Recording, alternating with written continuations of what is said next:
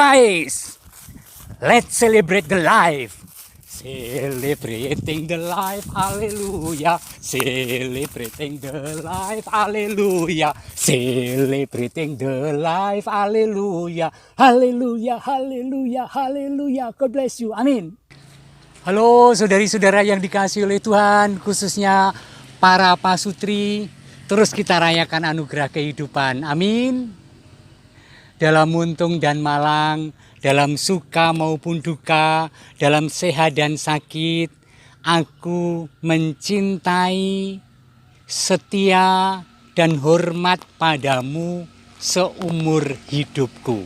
Itulah janji Anda, itulah janji saya pada panggilan, itulah janji setiap pribadi entah formal maupun tidak formal. Kita rayakan ya. Bukan karena kita bisa melakukan janji itu, kita jatuh bangun, kita melakukan banyak dosa. Tetapi kesucian hidup adalah berani untuk bangkit ketika jatuh. Dan itu yang ingin saya katakan hari ini.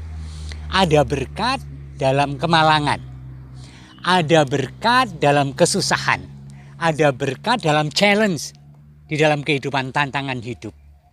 Saudari-saudara yang dikasihi Tuhan, saya ada di namanya ini alas ketu. Alas itu artinya hutan. Ketu itu tutup kepala untuk bayi atau siapapun. Kayak topi ya, dari kain biasanya. Alas ketu berarti hutan setutup kepala. Tetapi ini bukan hutan kecil ini. Ini di sekitar pinggir kota Wonogiri. Tetapi kalau kita menyeberang hutan ini kurang lebih 2 km lebih. Untuk sampai ke pinggir yang lain lagi. Dan ini adalah jalan yang selalu saya lewati untuk ke beberapa wilayah Gerejani di Wonogiri. Kalau ke Timang, kalau ke Mentol lewatnya alas ketu ini. Nanti di stop dibatasi dengan Sungai Bengawan Solo. Nah, pada zaman dulu, belum lama mungkin 20 tahun lalu, itu belum ada jembatan. Sehingga orang kalau mau ke kota harus naik getek. Padahal dari seberang itu ke kota hanya 4 atau 5 km, tapi harus naik getek. Getek itu sampan kecil dari bambu.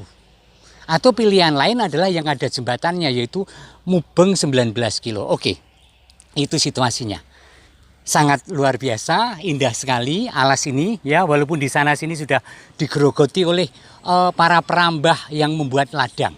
Saudari-saudara yang dikasihi Tuhan, tema hari ini pada perjumpaan suami istri yang ke-9 adalah berkah di balik kemalangan. Saya akan memulai dengan satu kesaksian tentang teman saya.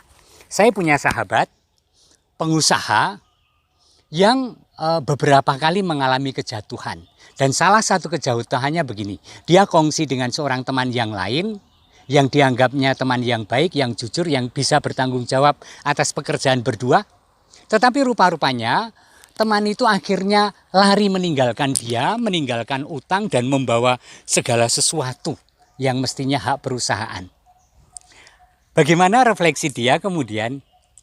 Dia bertanya kepada saya, Romo, mungkin saya bilang pada karyawan saya, mungkin kita itu kurang beramal ya. Atau mungkin kita banyak melakukan pelanggaran dalam transaksi, dalam deal dengan pihak lain. Selalu hebatnya dia mengambil saat untuk merefleksikan kegagalan itu dengan cara mencoba melihat dosa-dosa dalam tanda kutip sungguh rohani, dosa-dosa yang dibuat. Tentu saja istilah yang tidak tepat. Dan kemudian melihat itu dan kemudian mencoba mempraktekkan atau seolah-olah menebus dosanya. Dengan tata kelola yang lebih baik, dengan kemurahan hati, dengan tidak ngongso. Dan apa yang terjadi? Tuhan kemudian mencurahkan berkat-Nya yang berkelimpahan. Dan berkat itu dijadikan berkat bagi banyak orang. Luar biasa ya, luar biasa. Dan ia didewasakan oleh kegagalan dan kemalangan. Sehingga ketika ada kerismon atau ketika ada kesalahan dalam menata perusahaannya, dia dengan tenang mencoba merefleksikan, dengan tenang melihat seluruh aspek dan kemudian dandani dan kemudian bangkit lagi. Sekarang dia punya perusahaan, multi perusahaan yang sangat besar. Puji Tuhan. Haleluya.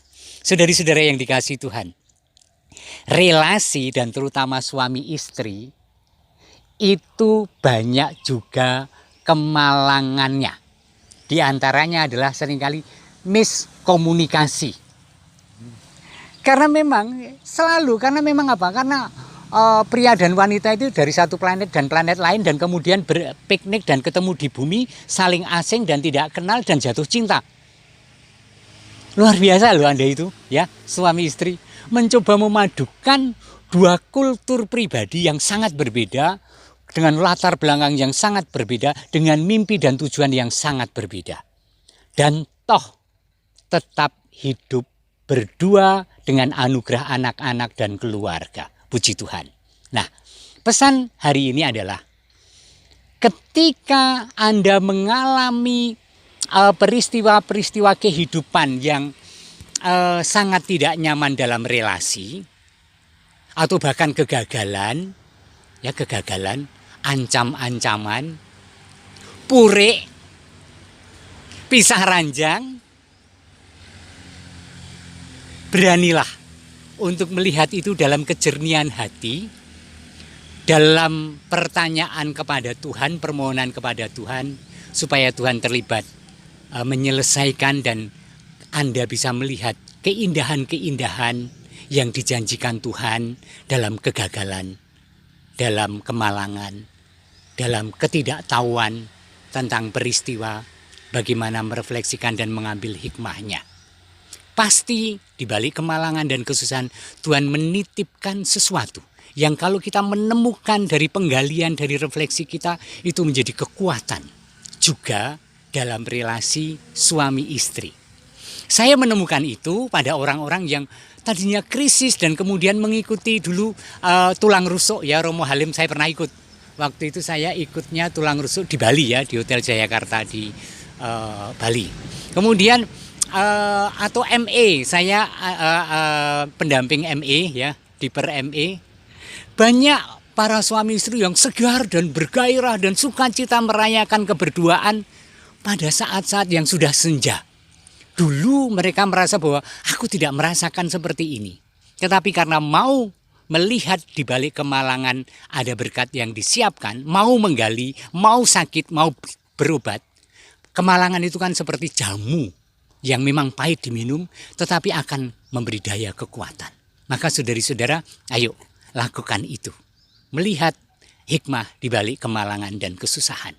Saya berdoa untuk Anda berdua dan keluarga Anda, dan Tuhan memberkati Anda dan keluarga, Bapa dan Putra dan Roh Kudus.